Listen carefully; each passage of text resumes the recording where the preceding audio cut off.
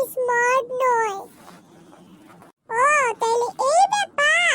হ্যাঁ, সত্যিই তো তুমি তো স্মার্ট না। তোমাকে বললাম ইট স্পেল করতে, তুমি SMEART স্পেল করতেছো। আমি কি জানতাম, কারণ আমি কিছু বুঝি না। মানে তুমি কিছু বুঝো না মানে?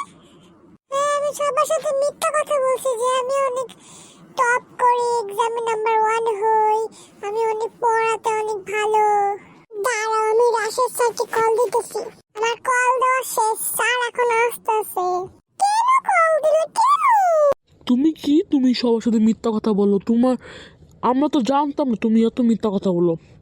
আমি মাত্র স্যারকে কল দিব আর এখন বলবো যে তোমাকে বের করে দিতে স্কুল থেকে।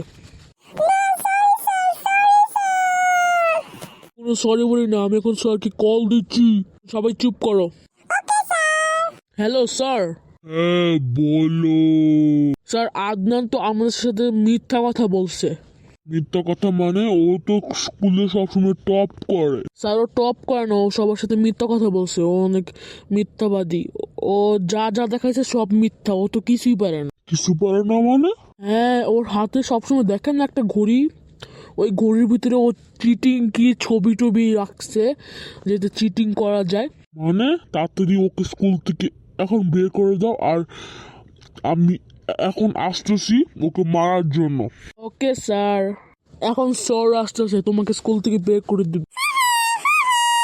আমি কি চল যেতে পারি? হ্যাঁ হুজাইফা, তুমি চল যেতে পারো। তাহলে স্যার বাই। ওই রাশেদ, আদনান কই? স্যার আসসালামু আলাইকুম।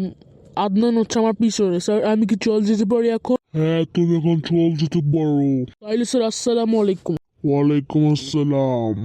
Sir sorry sir. সরি মানে?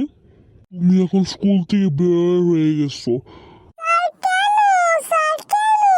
এখন তোমাকে লাঠি দিয়ে পিটাবো। স্যার তো কিছু করতেছে না, বরং পালাইছি। আরে ও কই গেল?